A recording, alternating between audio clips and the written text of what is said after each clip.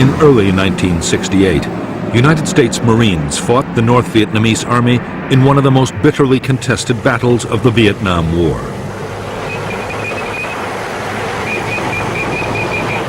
For 77 days, 20,000 NVA troops laid siege to the Marine combat base at Khe Sanh. At stake was the control of the gateway to South Vietnam.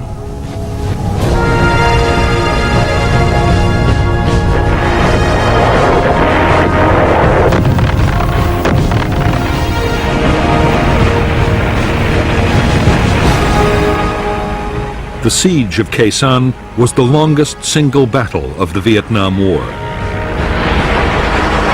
It was also one of the most violent.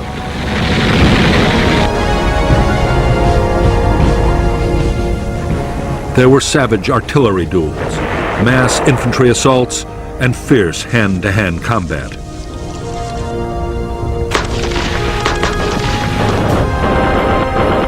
Khe Sanh also saw the most concentrated tactical bombing campaign in history, as the Americans used massed air power to try and break the siege.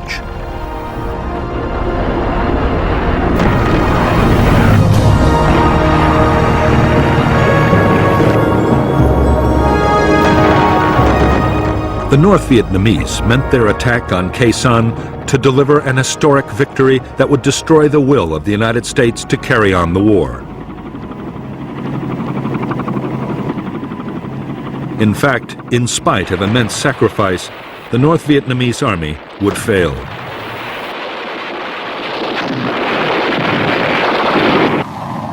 After Khe Sanh, the NVA would never again take on the Americans in a set-piece battle.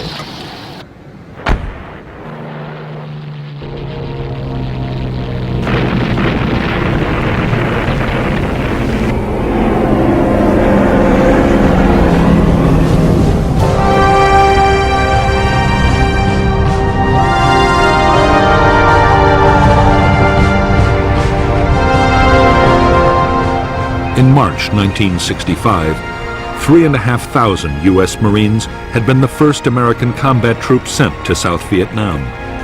Their orders were to defend an air base at Da Nang, but their mission didn't stay defensive for long.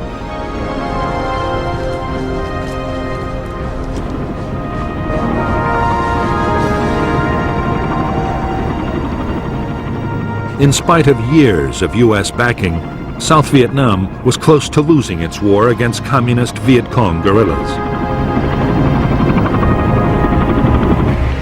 By July 1965, Washington had decided to commit 200,000 U.S. troops to the fight, and the Marines had gone on the offensive.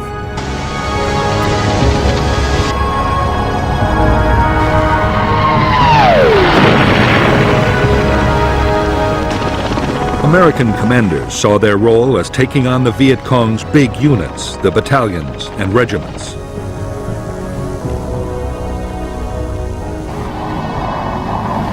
The units were well trained and had been armed with modern weapons by North Vietnam. Increasingly, the NLF's war was controlled from the north, and North Vietnam had already begun to send its own troops to fight alongside the guerrillas.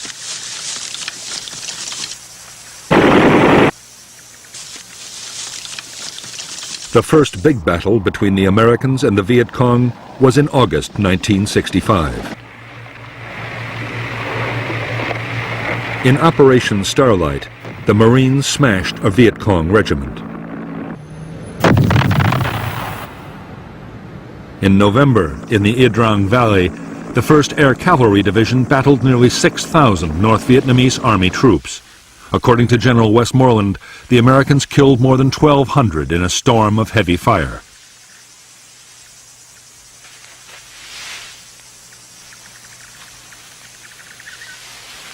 American commanders were buoyed up by their apparent success on the battlefield. More such victories would quickly force the Viet Cong to give up their campaign. The optimism did not last long.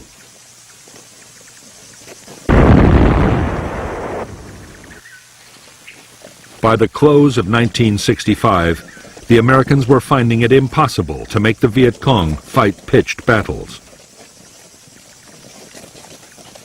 Meantime, U.S. casualties were rising fast from ambushes, booby traps, and surprise attacks.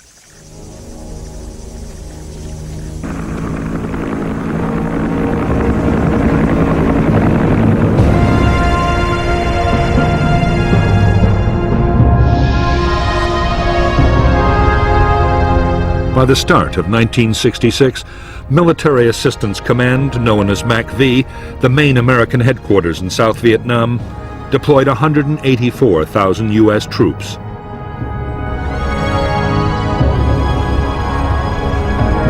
Army units were concentrated in the Saigon area, in a strip along the Central Coast, and in the Central Highlands.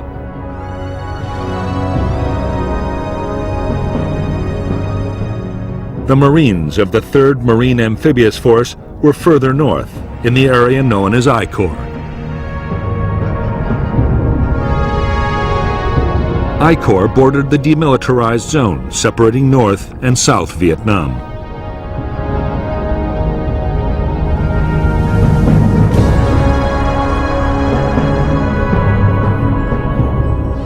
The Marines now had 3 main bases in I Corps, at Da Nang, Chu Lai, and Phu Bai, while the South Vietnamese Army had headquarters at Hue and Quang Nai. The threat came from NLF battalions in the countryside and the border areas, the North Vietnamese Army on the demilitarized zone, and from tens of thousands of local NLF inside the heavily populated coastal belt.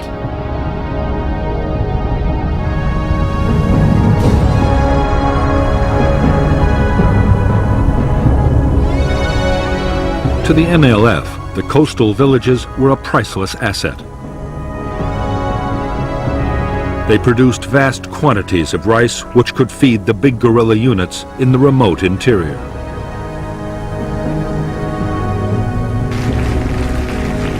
They also produced large numbers of recruits.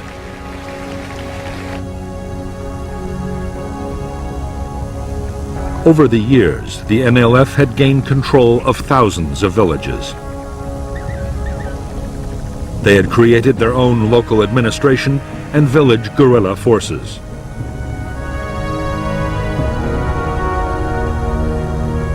The villages also played host to the big units as they passed through on operations.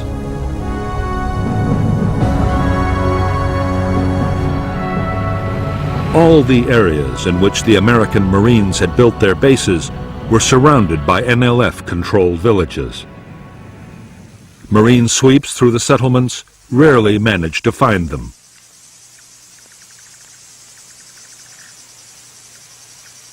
Viet Cong tactics were to pull out the main guerrilla forces and officials, leaving only snipers and booby traps behind.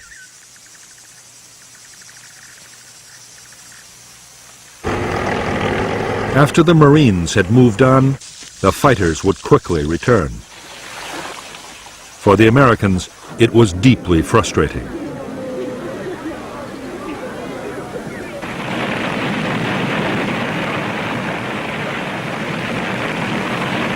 The Marines were forced to think again about how they could fight this new and unsettling kind of war.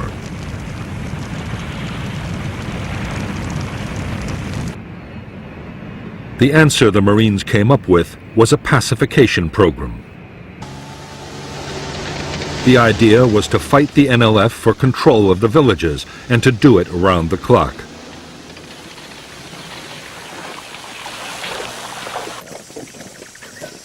Squad and company-sized units patrolled vigorously and mounted constant ambushes.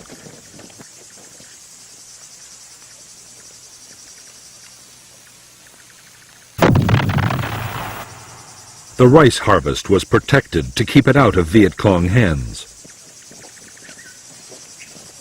In areas that stayed hostile, whole villages were moved by force to districts already pacified.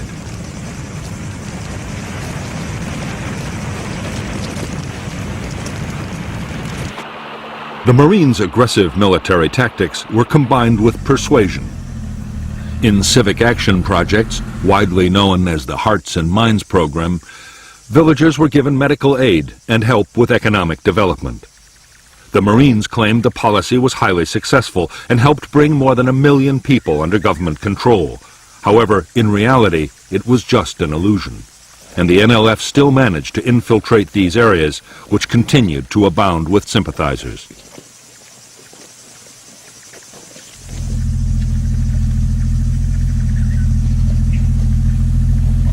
The change came in mid-1966. General Westmoreland, the commander of U.S. forces in South Vietnam, had never agreed with the Marines' methods. He believed that controlling villages was a waste of highly trained and heavily armed troops. Westmoreland argued that the Marines should instead be used to pursue the enemy's big units in the remote interior.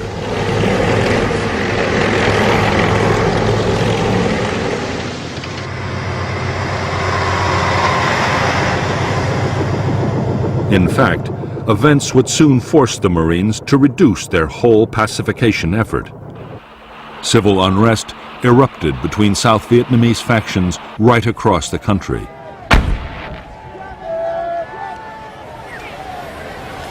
The North saw its opportunity and assembled thousands of troops poised to cross into the South.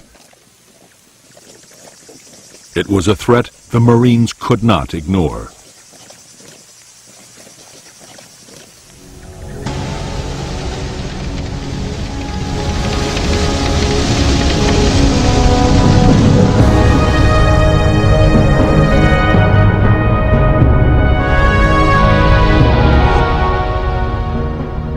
The North Vietnamese Army's 324B Division crossed the demilitarized zone in late May 1966 and encountered a Marine battalion.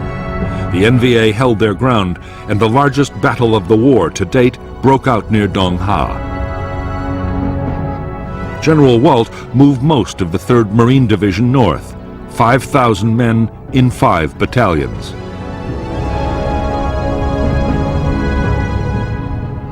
In Operation Hastings, the Marines, backed by South Vietnamese Army troops, the heavy guns of U.S. warships, and the Marines' own artillery and air power, drove the NVA back over the demilitarized zone in just over 3 weeks.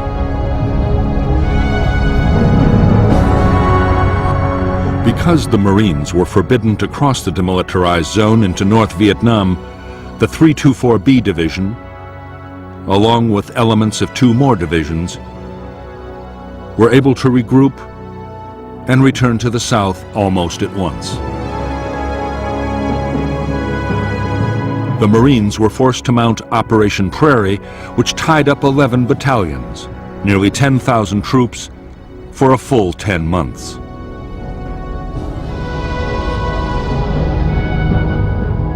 To support the operations, they and Special Forces units built a string of combat bases stretching from Jiolin in the east to Khe Sanh in the west.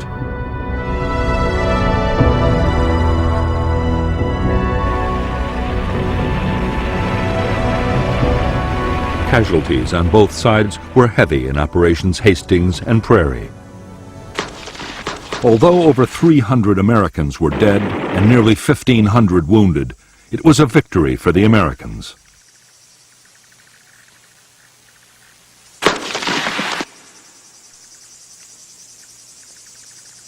However, the NVA divisions had not been beaten. They simply slipped back across the demilitarized zone from where they could return at any time.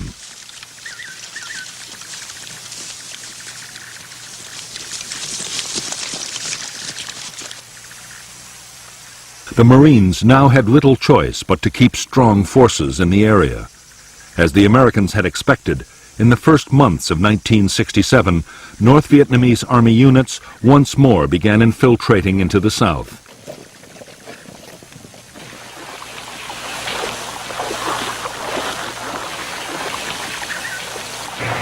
The Marine reaction was to mount big operations to find them and cut them off.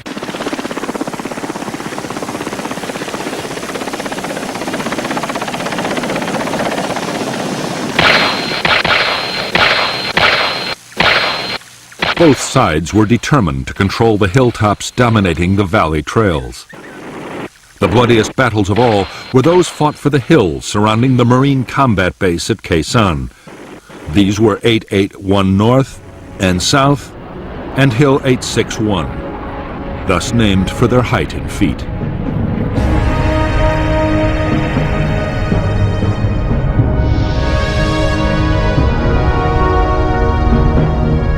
American bases below the demilitarized zone were strung out along Route 1 and Route 9.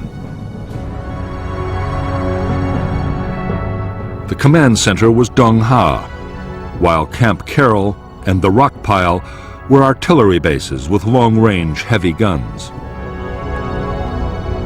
On the western end of Route 9, Long Vei, a special forces camp, and the Marine base at Khe Sanh were particularly important. They dominated North Vietnamese infiltration routes into the south from the demilitarized zone and from Laos.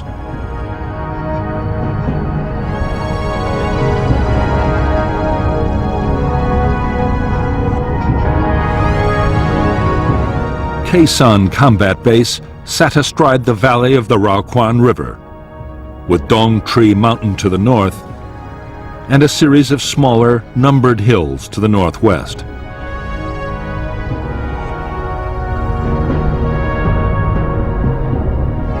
In April 1967, elements of the NVA 325C Division moved onto Hills 881 North and South and Hill 861 and stormed a signal relay station atop Hill 950. They built fortifications and placed artillery to support the main effort. An infantry assault by all three of the division's regiments, more than 5,000 men. The base at Khe Sanh had been defended by only a single company of Marines. But now, American strength was raised to 2 battalions with more artillery. By May 5th, after violent battles, the Marines had seized all 3 key hills. The battered North Vietnamese division pulled back over the demilitarized zone and across the Laotian border.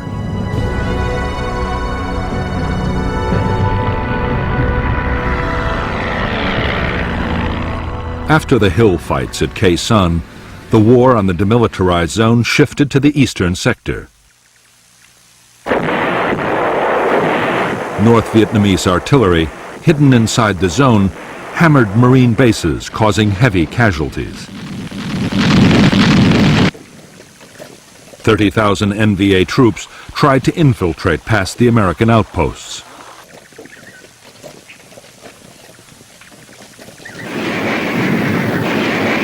In July 1967, there was heavy fighting near Con Thien, killing 1,300 NVA troops.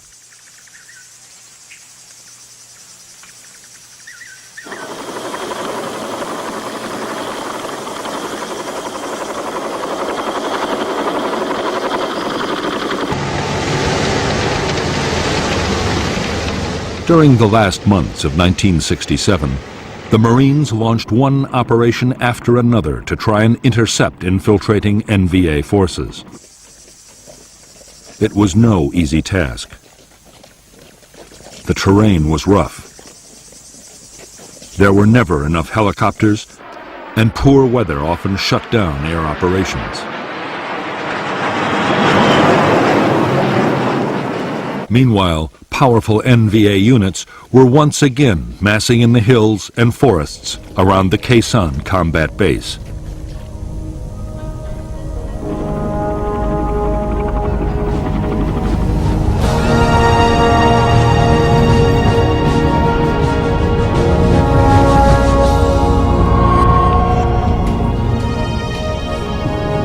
Since the start of the conflict, North Vietnamese leaders had been arguing bitterly about how best to win the war in the south.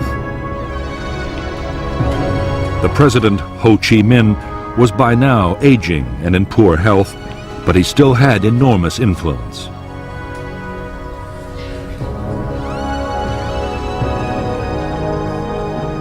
Ho was revered by millions of Vietnamese, North and South, and any big decisions had to be approved by him.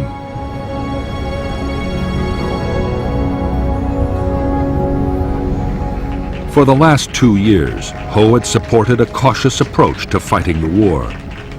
But in mid-1967, he backed a new strategy pushed by powerful figures within the Politburo, including Li Tuan, the General Secretary of the Communist Party.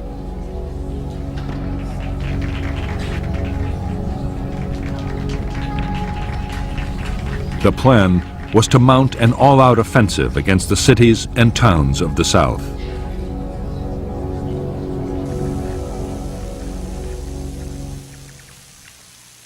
The NLF guerrillas inside South Vietnam would launch most of the attacks.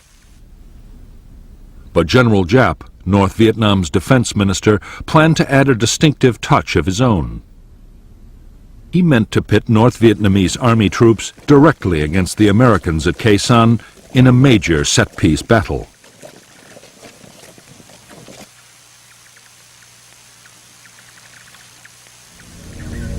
He would even direct the attacking forces himself.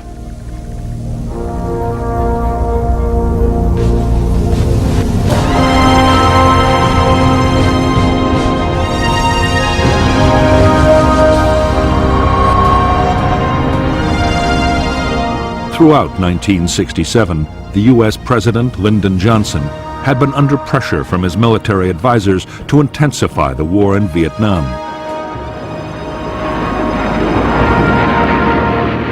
The Joint Chiefs of Staff wanted the President to ease the many restrictions on the bombing campaign against the North.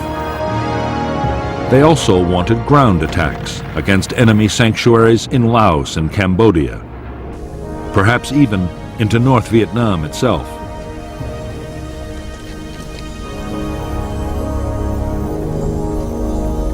Without such measures, they could see no prospect of victory soon.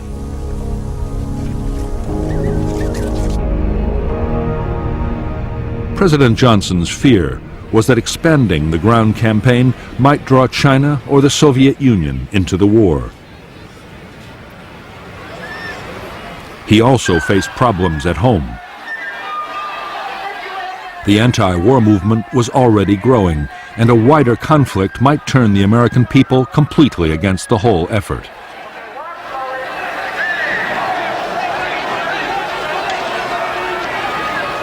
The last thing the president wanted to hear was that the communists were preparing for a major offensive.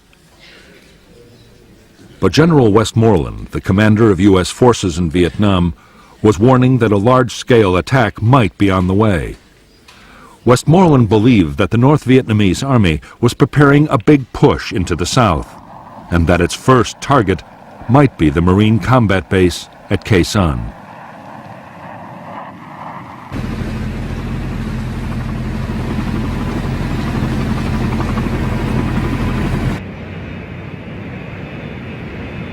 Although the president and his advisors were deeply worried by the news, Westmoreland himself was optimistic. He believed he had the forces to deal with any threat, and a massive enemy offensive might be the opportunity he'd been waiting for.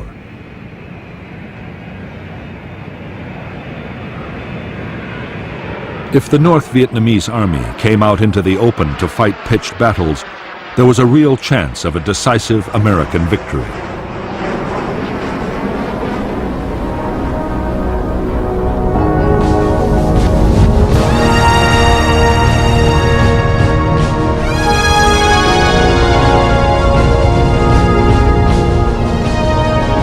For the North Vietnamese army and its commander, General Giap, attacking the Americans at Khe Sanh promised a whole series of benefits.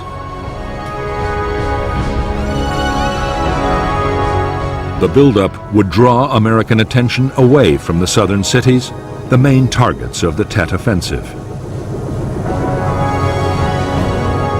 A successful attack would also open a clear route into South Vietnam.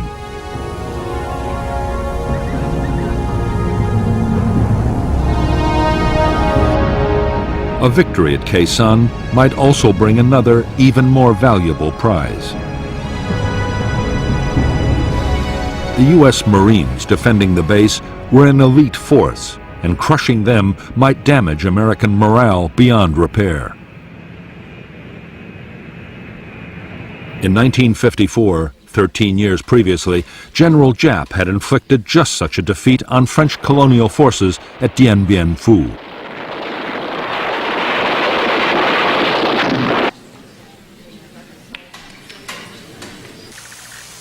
In selecting Khe Sanh as the site for a set-piece battle with the Americans, General Giap had chosen carefully. The jungle-covered hills and low cloud combined with heavy fog would work against American air power.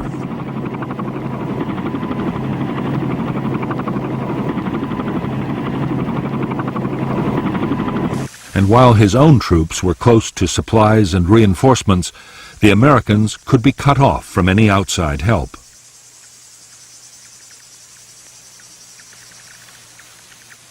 The weakened garrison would then be overrun.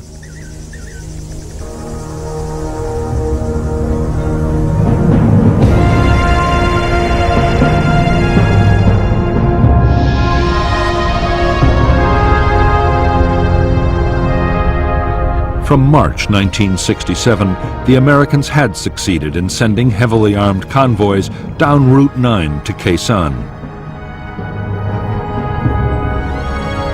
However, in July, an attempt to get long-range artillery to the combat base was blocked by North Vietnamese ambushes.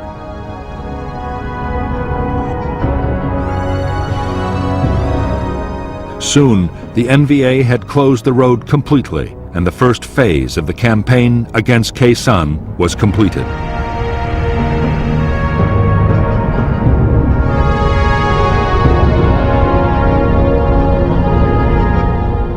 The next stage in the North Vietnamese plan was to deploy infantry north and west of Khe Sanh.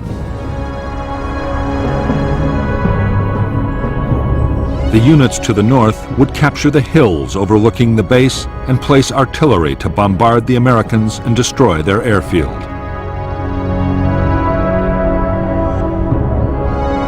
They would also mount ground attacks to create a diversion.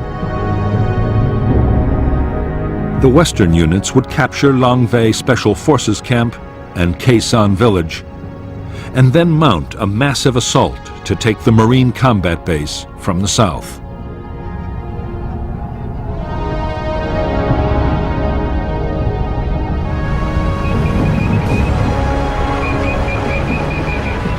A vital ingredient of General Giap's plan was to soften up Khe Sanh and its surrounding hill outposts with massive artillery bombardments.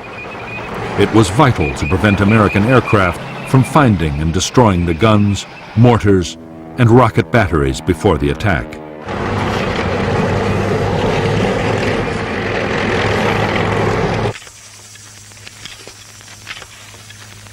The troops made enormous efforts to protect the artillery by hiding it in caves or specially dug pits.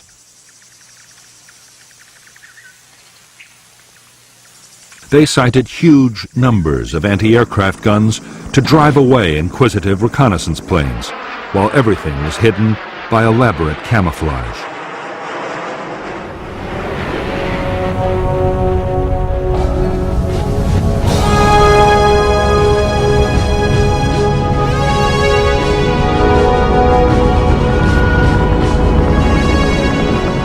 From the start of the war in Vietnam, U.S. military commanders had believed that the best form of defense was to attack in strength.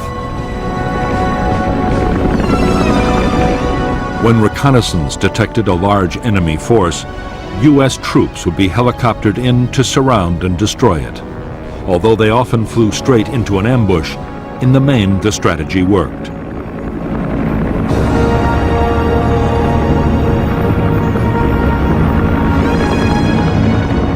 The problem with the American tactics was that they needed ever-increasing numbers of troops and helicopters.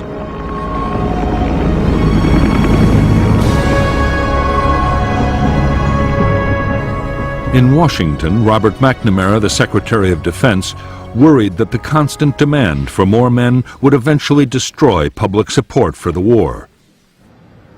Throughout 1967, McNamara had pushed for a strategy that would reduce the need for manpower. One proposal in particular McNamara adopted enthusiastically. The idea was to clear a line along the demilitarized zone and build an electronic barrier to stop enemy infiltration from north to south. The plan, called the Strong Point Obstacle System, was expected to cost $1 billion. To U.S. troops on the ground, it made no sense. They christened it McNamara's Line.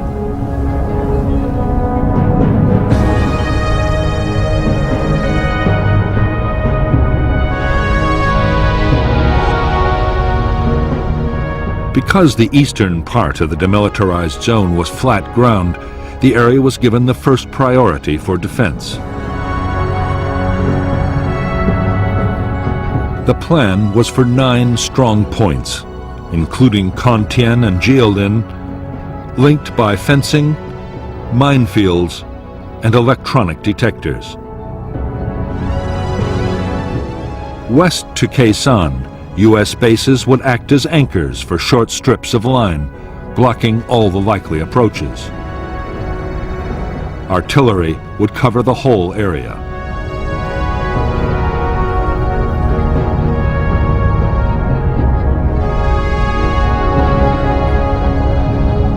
By the end of 1967, the eastern part of the Strong Point Obstacle System was almost complete.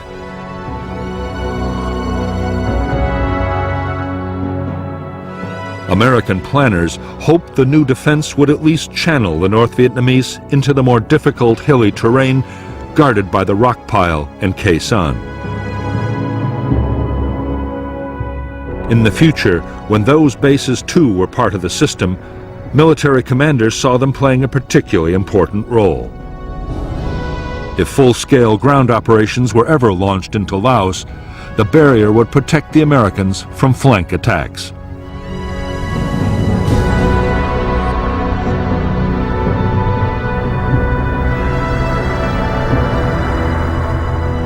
The Strong Point Obstacle System was deeply unwelcome to U.S. commanders in the area. Building just the eastern part imposed a heavy burden on the Marines. The line was soaking up vast amounts of material and manpower, restricting offensive operations. Worst of all, the construction work and the transport supplying it were sitting targets for North Vietnamese gunners.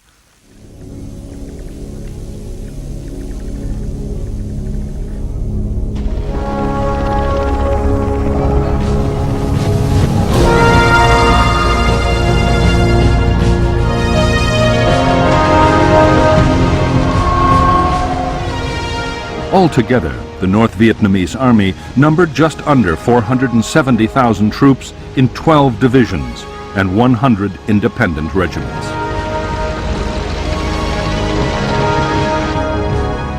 There was also a small navy for coastal patrol and an air force to defend against American bombing raids, together with an air defense missile force.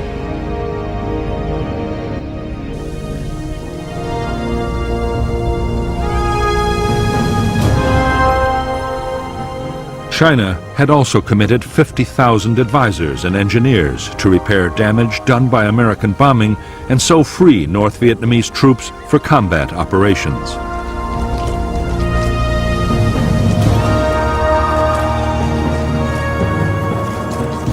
By now, the NVA had taken over all military activity in the northernmost parts of South Vietnam, and 102,000 NVA troops were available to fight in the south. All the same, the planned Tet Offensive was not meant to depend heavily on the Northern Army. The southern guerrillas, the Viet Cong, would do most of the fighting, and just over a quarter of NVA units in the south were to be committed to Tet. The rest would either be held back as a reserve or thrown into the battle against the Americans at Quezon.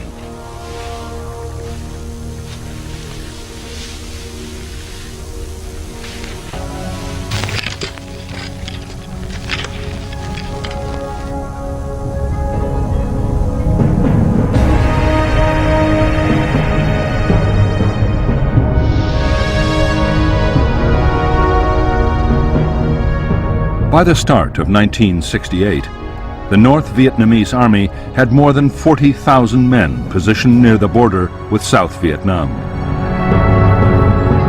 One division was to launch attacks down the east coast to take Da Nang and other important centers.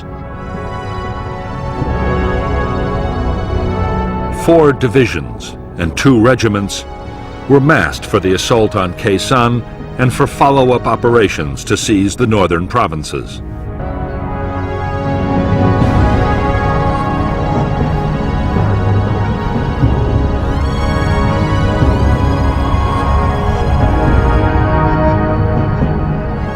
North of Khe Sanh was the 325C Division, with 3 regiments and a battalion.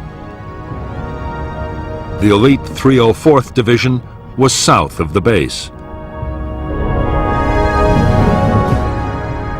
The besieging forces were supported by 3 artillery formations and anti-aircraft units, while a regiment handled resupply from the north.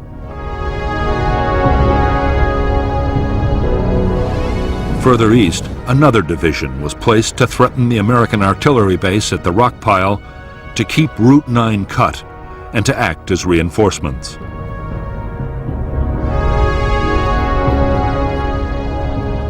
A small number of tanks were also positioned west of Long Vây.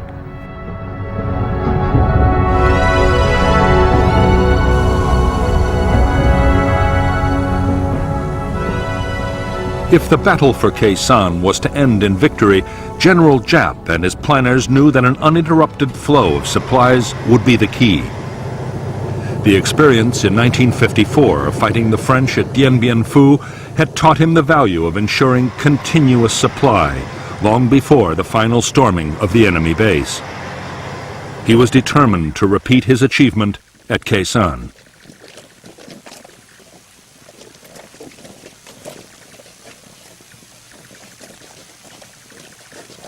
To get ammunition, food, and materials to the forces attacking Khe Sanh, Giap ordered the building of 2 new roads.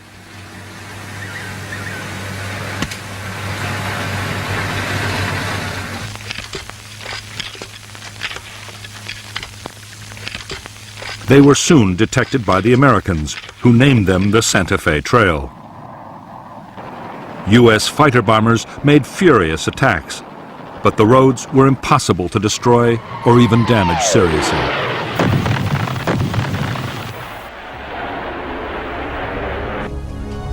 The Santa Fe Trail was heavily camouflaged and fully equipped with bunkers, storage depots, and way stations. The roads were protected by heavy anti-aircraft cover. Already, supplies had been built up near Khe Sanh for between 60 and 90 days of sustained combat.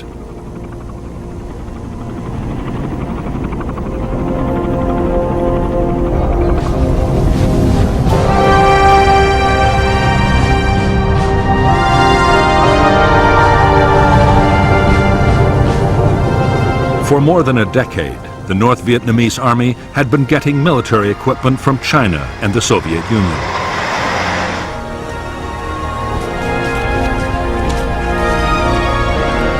The best NVA divisions were extremely well armed. The rugged and effective AK-47 assault rifle was perfect for the harsh battlefield conditions of Vietnam.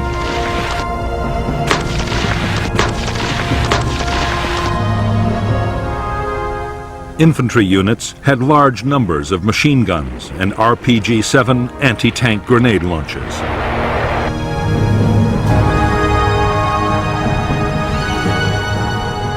The main defense against American air power for the troops around Khe Sanh was the Soviet K-38 heavy machine gun. Near special installations, the NVA anti-aircraft units were armed with 37mm anti-aircraft cannons, a menace even to the fastest American jets.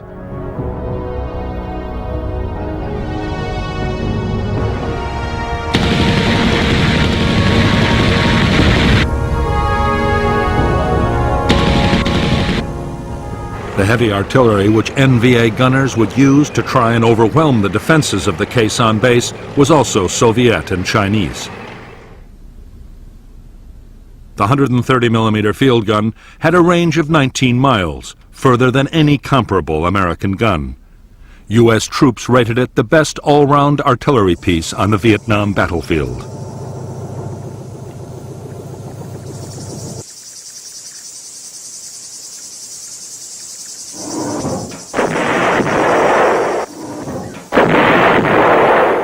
The guns would be reinforced by huge numbers of rockets and heavy mortars.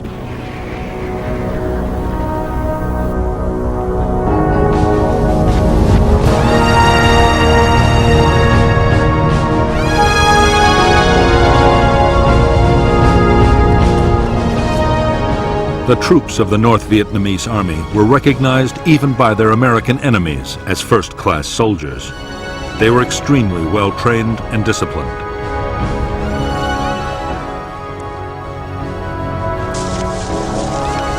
They were skilled in tactics, and their morale and determination often seemed to the Americans to border on the fanatical.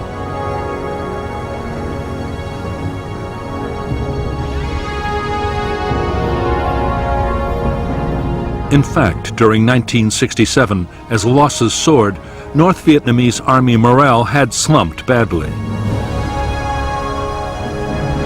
Desertion threatened to become a real problem. The grueling trek from home bases to distant Khe Sanh had also taken its toll.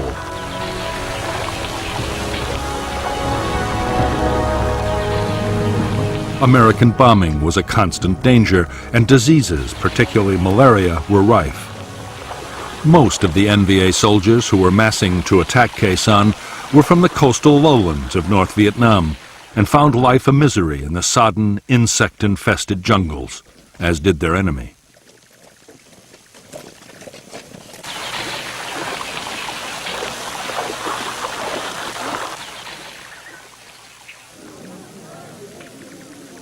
In preparation for the Khe Sanh battle, NVA commanders went to enormous lengths to restore their troops' morale. Cultural groups were sent on the long and arduous journey to the front to entertain the troops.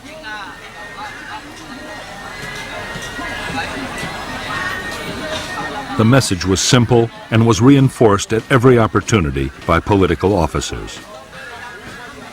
The coming campaign would deliver the victory they had hoped for so many years.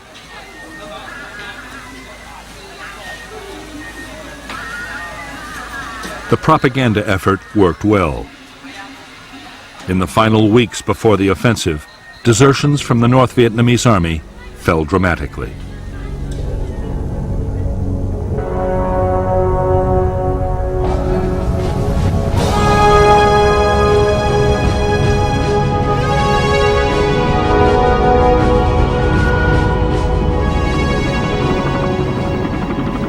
In late 1967, 73,000 of the almost 500,000 American troops in South Vietnam were United States Marines.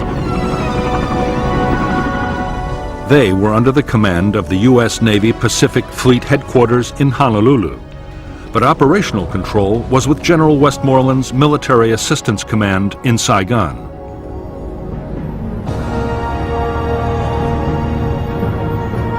From the start, the independent status of the Marines had led to friction.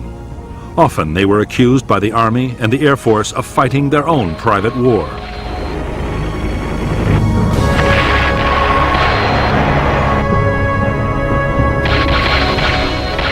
Since Lieutenant General Robert Cushman had taken over as Marine Commander in June 1967, he and Westmoreland had argued continuously over how the Marines should best be used. The latest issue was the McNamara Line.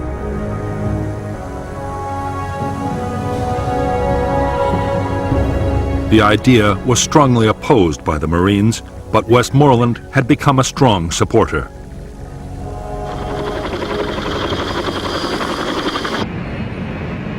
There was also a major disagreement brewing over who should control Marine air power. On the eve of a major battle, inter-service rivalry was threatening to grow into a serious problem.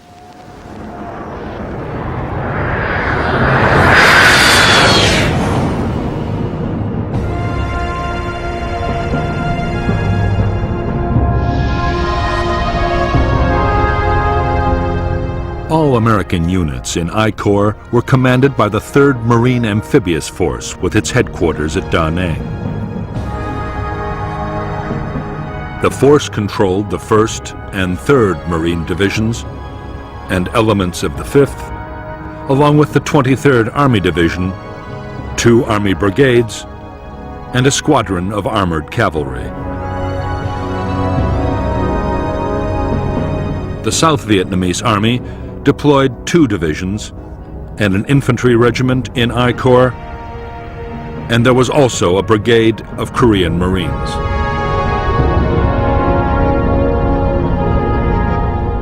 Air support for operations in I Corps was provided by a U.S. Air Force Tactical Fighter Wing, the 1st Marine Air Wing, and a South Vietnamese Air Force Squadron.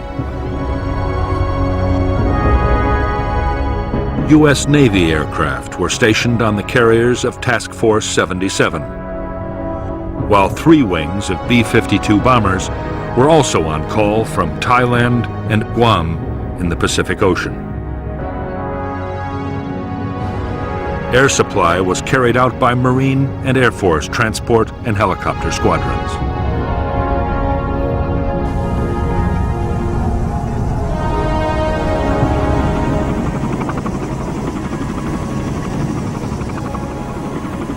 As more than 100,000 men, half of all U.S. combat units in South Vietnam, had been concentrated in I Corps, the supply system had been strained to the limit.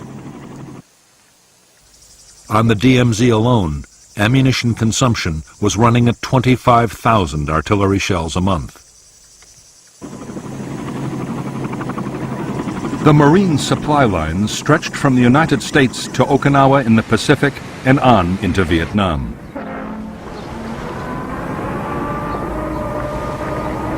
The U.S. forces required 21,000 tons of food, ammunition, fuel, and general supplies daily. As a result, there was a constant stream of ships and air freight into Da Nang.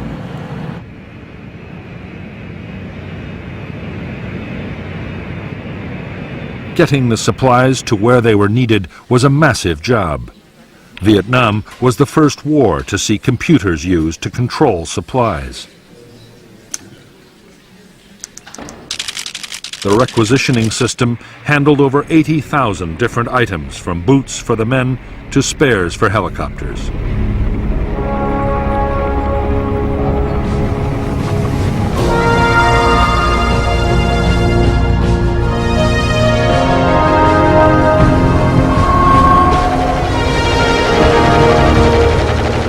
Just like their North Vietnamese enemies, the Marine infantry would depend in the coming battles on supporting firepower. They had large numbers of medium and heavy mortars.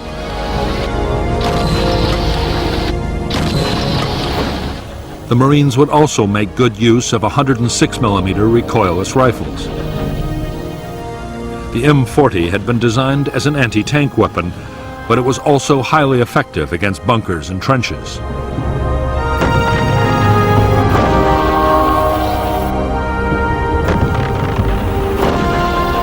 Marine bases always had their own standard 105mm artillery pieces.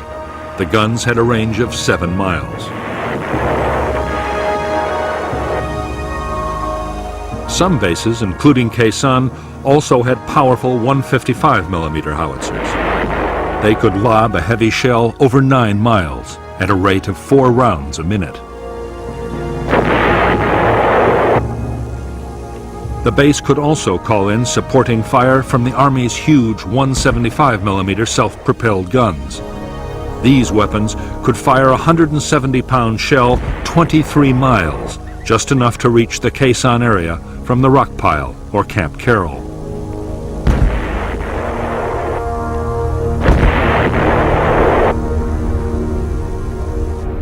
Support from aircraft was much less reliable than artillery. Air operations could be shut down completely by bad weather. But in the right conditions, fighter bombers could bring devastating firepower to the battlefield. A-4 Skyhawks, operating from carriers in the Tonkin Gulf or from marine airfields, could be over the Khe Sanh area in less than 30 minutes with 1.5 tons of bombs.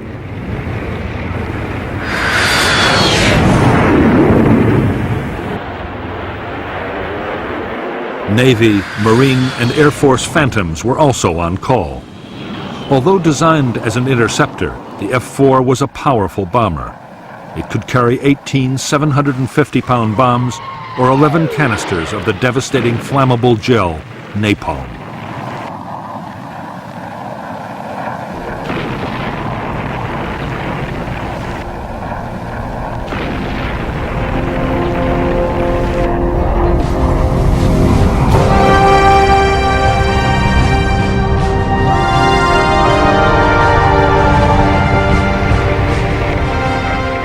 As an elite formation which could attract recruits of the highest quality, the United States Marines had for years been an all-volunteer force. Vietnam had forced a change.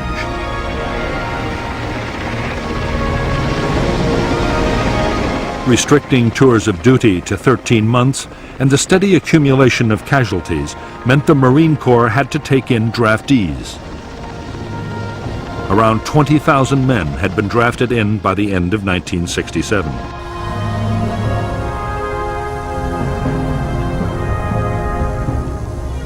Basic training had been cut too, down from 12 to 8 weeks. There was also a severe shortage of skilled personnel, particularly helicopter pilots. In spite of the sometimes appalling conditions of cold, wet and dirt in which the Marines in Vietnam had to live and fight, their morale had stood up well. Marine discipline and the sense of being part of an elite helped. So did the knowledge that support from artillery, helicopter gunships, or strike aircraft was not far away.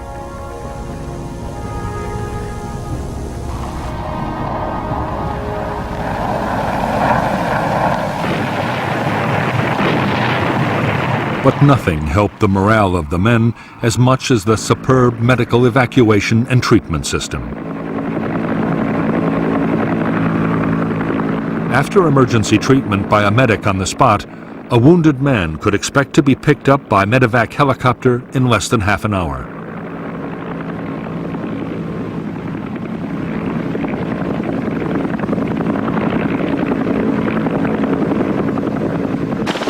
The crews of evacuation helicopters were among the most admired troops serving in Vietnam.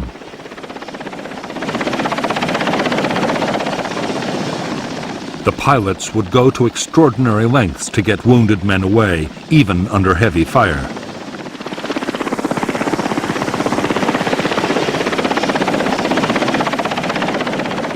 In I Corps, evacuation was to one of 3 field hospitals or to the main hospital at Da Nang. There were also 2 fully equipped Navy hospital ships, each with more than 500 beds. So effective was the Marine medevac system that 99% of evacuated Marines survived their wounds.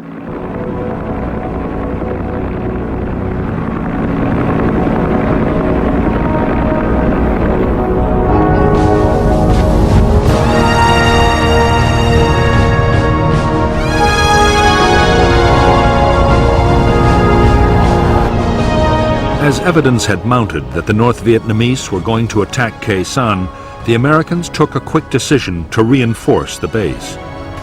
By the close of 1967, the 3rd Battalion of the 26th Marines had arrived to boost the garrison.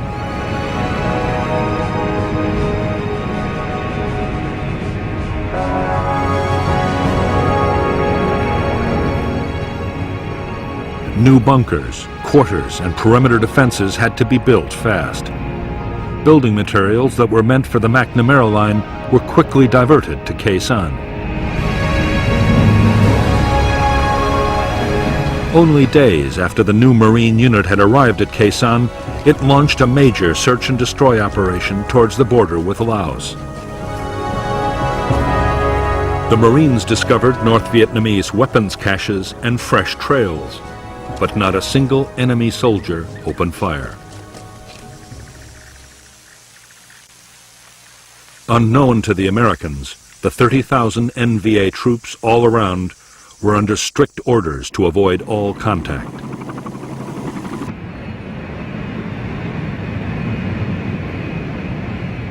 Christmas 1967 came and went on the demilitarized zone, but the North Vietnamese stayed uncannily quiet. However, there were signs of intense NVA reconnaissance around Khe Sanh. Most Marines now believed the question was not whether the North Vietnamese meant to storm Khe Sanh, but when.